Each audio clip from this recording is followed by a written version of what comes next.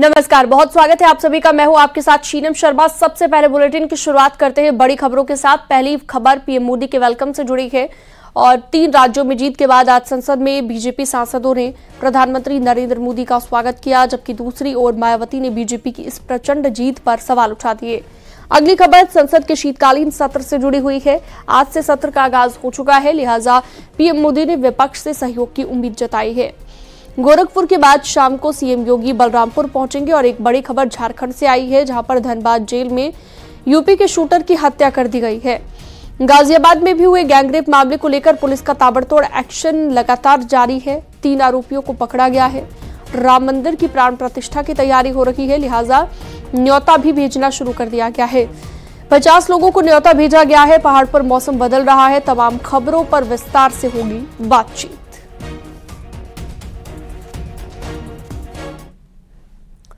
बात लखनऊ की करते हैं। एक कार ने ट्रैफिक सिपाही को यहां पर टक्कर मारी और मौके से फरार हो गया। गलत दिशा से आ रही कार ने अवध चौराहे पर जोरदार टक्कर ड्यूटी दे रहे सिपाही को मारी और उसके बाद आनन फानन में उसे अस्पताल में भर्ती करवाया गया।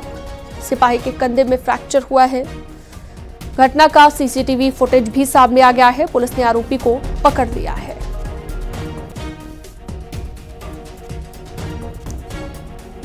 तो हम आपको बता रहे हैं, अवध चौराहे पर ड्यूटी के दौरान एक सिपाही को टक्कर मारी। कार ने ट्रैफिक सिपाही को अचानक टक्कर मार दी। हादसे का सीसीटीवी फुटेज भी सामने आया है। तो आरोपी को गिरफ्तार कर लिया गया है पुलिस की ओर से। एक्सक्लूसिव तस्वीर भी आपको हम दिखा रहे हैं। सीसीटीवी फुटेज, सिपाही के कंधे में फ्रैक्चर हुआ है और अब मामले को लेकर जांच चल रही है। ऋषभमणि त्रिपाठी फोनलाइन पर जुड़ गए ज्यादा जानकारी के साथ। ऋषभमणि, कैसे ये पूरा हादसा हुआ? क्या ये हादसा था? क्या बताया जा रहा है पुलिस की ओर से? देखिए, ये कल देर शाम की घटना बताई जा रही है। अवध चौराहे पर ट्रैफिक कांस्टेबल अमित कुमार अपनी ड्यूटी कर रहे थे और गलत दिशा से, रॉन्ग साइड से तेज रफ्तार होंडा सिटी कार आती है और सीसीटीवी फुटेज भी देख के ऐसा लगता है कि शायद उसने चौराहे पर देखा ट्रैफिक कर्मी को और उसको अपनी गलती का एहसास हुआ। बजाय गाड़ी रोकने के उसने रफ्तार बढ़ा दी और वहां पर तैनात ट्रैफिक कांस्टेबल अमित कुमार को टक्कर मारते हुए वो होंडा सिटी सवार भाग गया। उसने वहां पर गाड़ी को रोकने की जहमत भी नहीं उठाई। अमित कुमार को अस्पताल में तुरंत भर्ती कराया गया। उनके कंधे में फ्रैक्चर हुआ है। सीसीटीवी फुटेज के जरिए उस होंडा सिटी कार की पहचान हुई है। पुलिस ने कार सवार को कार समेत हिरासत में ले लिया है और अमित का फिलहाल इलाज चल रहा है लोक बंधु अस्पताल में। लेकिन तहजीब के शहर में ये जो नुमाइश हुई है कानून को तोड़ने की, ये जरूर लखनऊ को शर्मसार करती है। संसद के शीतकालीन सत्र में भाग लेने के लिए संसद परिसर पहुंचे पीएम मोदी ने विधानसभा चुनाव के रिजल्ट पर खुशी जताई।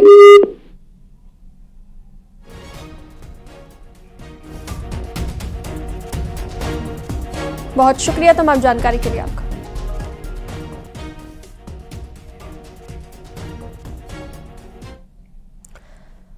और चलिए आगे बढ़ते हैं। संसद के शीतकालीन सत्र में भाग लेने के लिए संसद परिसर पहुंचे प्रधानमंत्री नरेंद्र मोदी ने विधानसभा चुनाव के रिजल्ट पर खुशी जताई है और कहा है कि जनता ने नकारात्मकता को नकार दिया है और उन्होंने विपक्ष से संसद सकारात्मक रवैया अपनाते हुए चर्चा में शामिल होने की अपील की है।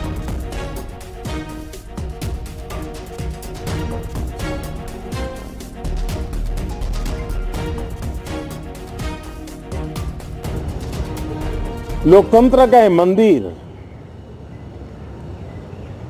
जन आकांक्षाओं के लिए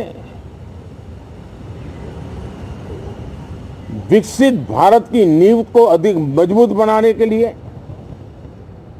बहुत महत्वपूर्ण मंच है।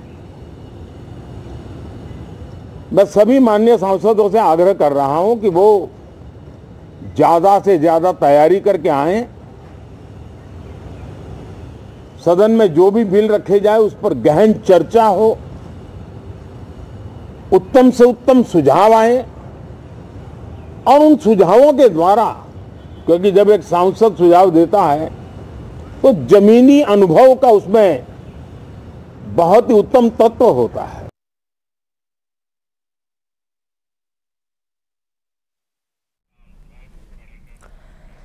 तीन राज्यों में बीजेपी की जीत पर संभल के एसपी सांसद शफीकुर रहमान बर्क को मुस्लिमों को लेकर चिंता अब हो रही है। उन्होंने कहा कि बीजेपी की सरकार बनने से अब मुस्लिमों के विकास की उम्मीद नहीं है।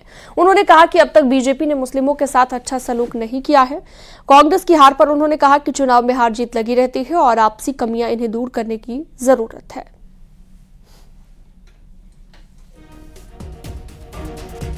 क्या कांग्रेस विपक्षी जो अपने गठबंधन के दल थे उनको साथ लेके नहीं चली, जिस तरीके से सपा का मध्य प्रदेश में हाल दिखा, और क्या इससे कोई नुकसान हुआ है? नहीं, देखिए आपस की इस बात जो कुछ भी कमियां हैं वो हैं, उस पर तो पार्टी के लोग बैठकर तो गौर करेंगे। लेकिन अब मुख्तसर यही है कि इलेक्शन होते हैं या कोई भी मामला होता है, खेल होते हैं, तो हार जीत तो होती है। अब इसमें बीजेपी की जीत हो गई और कांग्रेस की हार हो गई, ये हमें तस्लीम। लेकिन बसपा सुप्रीमो ने कहा कि ये जो चुनावी परिणाम आए उनके गले नहीं उतर रहे। जिस तरीके से चुनावी माहौल था उस तरीके से ये चुनाव परिणाम आने की उम्मीद नहीं थी। उन्होंने इन चुनाव परिणामों पर संदेह जताया है। नहीं, अब ये है कि भाई हर आदमी जो हारता है वो तो महसूस करता ही है कि भाई हमारी हार कैसे हो गई, क्या हो गई। लेकिन अभी इसके नताइज के बाद अब इस पर पार्टी अपनी कमजोरियों पर गौर करेगी कि हमारी हार क्यों हुई। अंतिम सवाल है, बीजेपी कहती है उसकी जीत का जो मूल मंत्र है सबका साथ सबका विकास, तीन राज्यों में वो पूर्ण बहुमत की सरकार बनाने जा रही। आपको लगता है मुस्लिमों का भी विकास उसी तरीके से होगा? अब नहीं, अभी मुस्लिमों को विकास इनके साथ तो अभी उम्मीद है नहीं, इसलिए कि अब तक का जो रिजल्ट है वो मुसलमानों के साथ जो बीजेपी का सलूक रहा है वो अच्छा नहीं रहा। 4 राज्यों के चुनाव परिणाम पर मायावती ने अविश्वास जताते हुए बीजेपी की एकतरफा जीत को लेकर सवाल खड़े किए हैं। मायावती ने कहा है कि चुनाव रिजल्ट को विचित्र उन्होंने बताया है और कहा है कि बीजेपी की इस जीत से सभी अचंभित हैं। ये गले से नीचे उतरना मुश्किल है।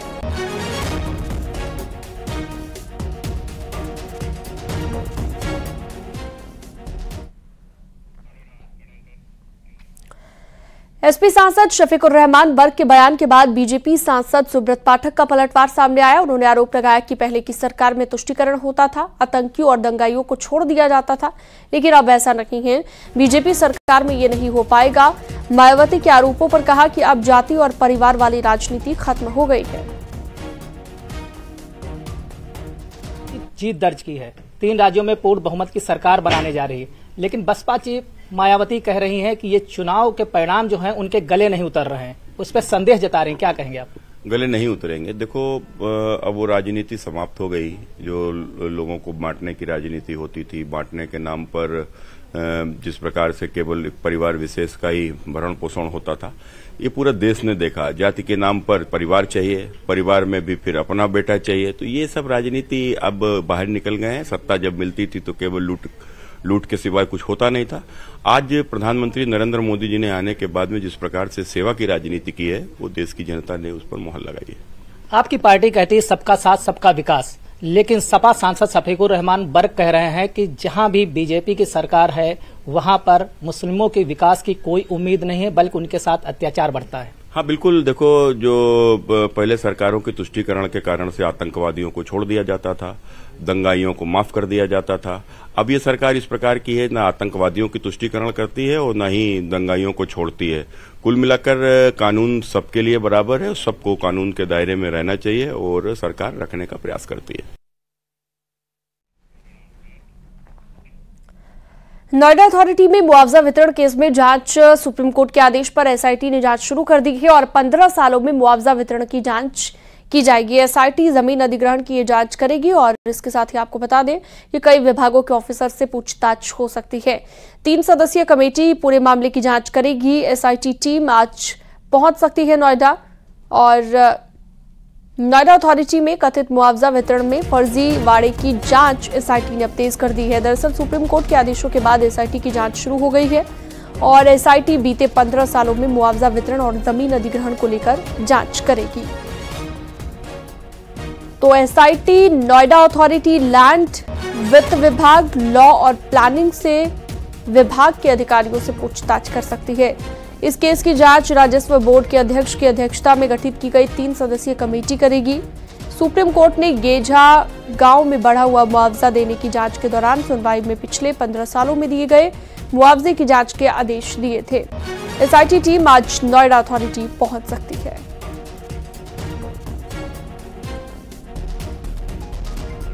नोएडा प्राधिकरण में मुआवजा वितरण में कथित फर्जीवाड़े को लेकर अब जांच तेज हो गई। सुप्रीम कोर्ट के आदेशों के बाद एसआईटी का गठन किया गया है। मामला सितंबर में गेजा गांव में हुए फर्जीवाड़े को लेकर शुरुआत हुई थी। उसके बाद सुप्रीम कोर्ट में नोएडा अथॉरिटी द्वारा रिपोर्ट सबमिट की गई थी, जिससे सुप्रीम कोर्ट संतुष्ट नहीं था। लिहाजा सुप्रीम कोर्ट ने आदेश जारी करते हुए बीते 10 से 15 वर्षों में जितने भी लैंड एक्विजिशन हुए हैं, मुआवजा वितरण हुआ है, जो भी प्लानिंग की गई है, इसको लेकर लॉ विभाग से तमाम विभागों से डिटेल रिपोर्ट मांगी गई और उसके बाद एसआईटी उसकी जांच करेगी। ऐसा माना जा रहा है कि आज एसआईटी की टीम नोएडा अथॉरिटी पहुंच सकती है और यहां पर तमाम विभागों के अधिकारियों से पूछताछ कर सकती है। अयोध्या में 22 जनवरी को रामलला की गर्भगृह में प्राण प्रतिष्ठा होगी और इस कार्यक्रम में शामिल होने के लिए श्री राम जन्मभूमि तीर्थ क्षेत्र पूरे देश से निमंत्रण भेज रहा है। ट्रस्ट ने वाराणसी के 50 हस्तियों को भी समारोह में शामिल होने के लिए न्योता भेजा है। ट्रस्ट की तरफ से काशी विद्वत परिषद इन लोगों को निमंत्रण पत्र बांट रहा है। जिन लोगों को बुलाया गया है उनमें जूना अखाड़ा, महानिर्वाणी उदासीन, निर्मल बैरागी अखाड़ा शामिल है। साथ ही संकट मोचन मंदिर के महंत महामंडलेश्वर संतोष दास, महंत बालक दास, अन्नपूर्णा मंदिर के महंत कबीर मठ और रविदास मंदिर के महंत को भी बुलाया गया है।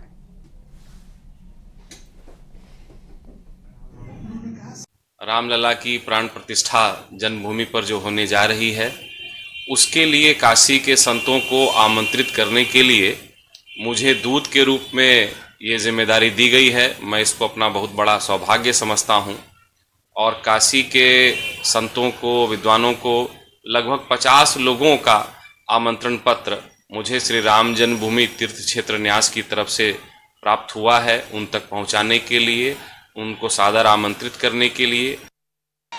राम मंदिर के प्राण प्रतिष्ठा के उत्साह का रंग अब वाराणसी में भी दिखने लगा है, जहां अयोध्या से पहली बार प्राण प्रतिष्ठा में शामिल होने के लिए निमंत्रण पहुंच चुका है। यह निमंत्रण वाराणसी के 50 लोगों के लिए भेजा गया है, जिसकी जिम्मेदारी काशी विद्वत परिषद को सौंपा गया है। प्रथम 50 लोगों में वाराणसी के संत, प्रबुद्ध जन और जो पद्मश्री लोग हैं वो शामिल हैं, जिन्हें यह काशी विद्वत परिषद खुद जाकर निमंत्रण दे रहा है। निमंत्रण कार्ड आप देख रहे होंगे कि बाकायदा इसे लिफाफा में रखा गया है और पर्टिकुलर जिस नाम से यह निमंत्रण भेजा गया है उनका नाम अंकित किया गया है। तो एक तरह से जो भव्य आयोजन की जो शुरुआत है वो देखने को मिलने लगी है। सबसे पहले कड़ी में वाराणसी के 50 लोगों को निमंत्रण दिया गया है। तो कहा जा रहा है कि प्राण प्रतिष्ठा का जो उत्साह का रंग है वो पूरे देश में देखने को मिलेगा और काशी भी पूरी तरह से इस उत्साह में शामिल होगा। रवि पांडे, न्यूज़ 18 वाराणसी। बारिश के बाद दिल्ली एनसीआर में मौसम में बदलाव हुआ है। बारिश के चलते वायु प्रदूषण से थोड़ी राहत जरूर मिली है, लेकिन फिर भी दिल्ली के कुछ क्षेत्रों में AQI खराब श्रेणी में पहुंच गया है। हल्की बारिश होने से ठंड भी थोड़ी बढ़ गई है। मौसम विभाग के मुताबिक अगले 3 दिनों तक मौसम का मिजाज कुछ ऐसा ही रहने वाला है।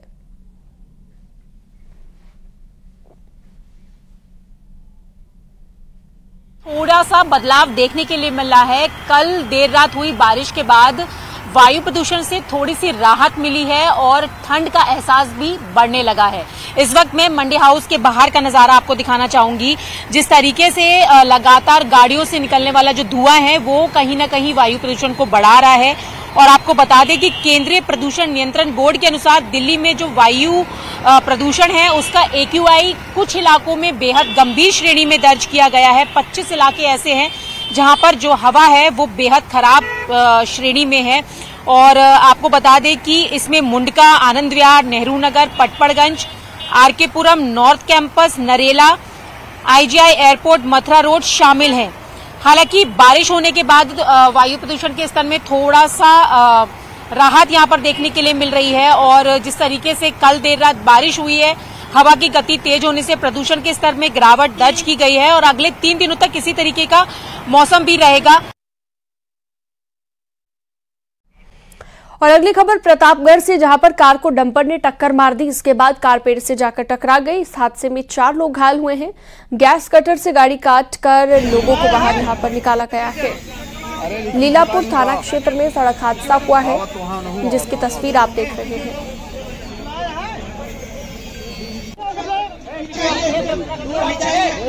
तो डंपर ने कार को टक्कर मारी है। तस्वीरें आप देखिए हादसे के बाद की ये तस्वीरें। 4 लोग घायल हुए हैं हादसे में। प्रतापगढ़ की खबर, लीलापुर थाना क्षेत्र में ये घटना सामने आई है। अरे लिखित बता दूंगा, आवत वहां नहीं हुआ। फर्रुखाबाद में बाइक के सर्विस सेंटर में आग लग गई। दूसरी मंजिल पर यह आग लगी है और पास के दुकानदार ने सर्विस सेंटर मालिक को आग लगने की सूचना दी। इसके बाद फायर ब्रिगेड की टीम मौके पर पहुंची और कड़ी मशक्कत के बाद आग पर काबू पाया गया। एहतियातन गेस्ट हाउस को खाली कराया गया। बताया जा रहा है कि सर्विस सेंटर के पास शादी समारोह चल रहा था। ये आग कैसे लगी, इसकी अभी तक जांच की जा रही है।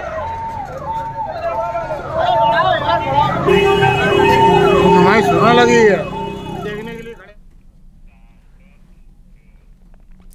हरदोई में घर और गोदाम में भीषण आग लग गई। इससे यहां पर रखा हुआ लाखों का माल जलकर राख हो गया। बताया जा रहा है कि शॉर्ट सर्किट से यह आग लगी है, जिसमें करीब 15 लाख से ज्यादा का नुकसान हुआ है। आग की चपेट में आने से 2 गाड़ियां भी जल गई। संडीला कोतवाली क्षेत्र की यह घटना बताई गई।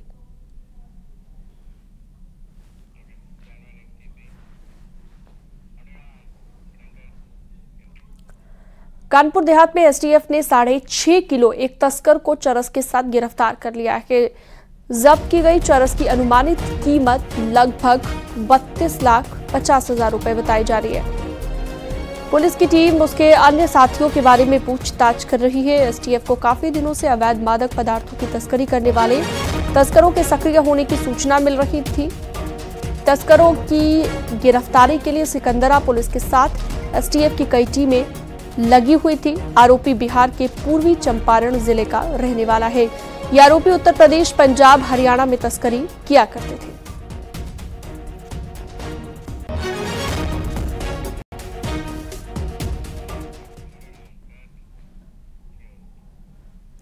लखनऊ में चौराहे पर ग्रीन बेल्ट में घुसी कार। जी हां, बेकाबू कार रेलिंग तोड़कर ग्रीन बेल्ट में घुस गई और कार सवार एक युवक घायल हो गया।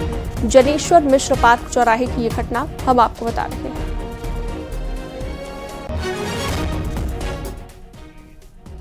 तो कार सवार एक युवक घायल हुआ है। तस्वीर आप देखिए कैसे यह हादसा हुआ। ग्रीन बेल्ट में जा घुसी कार।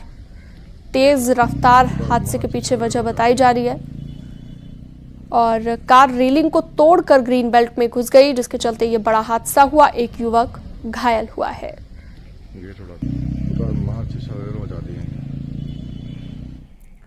और आगरा में रोडवेज बस बेकाबू होकर पलट गई। हादसे में एक यात्री घायल हो गया। बस में करीब 15 यात्री सवार थे। आरोप के मुताबिक बस ड्राइवर की लापरवाही के चलते बस पलट गई और बताया जा रहा है कि बस के ड्राइवर और कंडक्टर में टिकट काटने पर बहस हो रही थी। आगरा फोर्ट डिपो रोडवेज की बस आगरा से बरेली जा रही थी, तभी अहमदपुर थाना क्षेत्र पर यह हादसा हुआ है।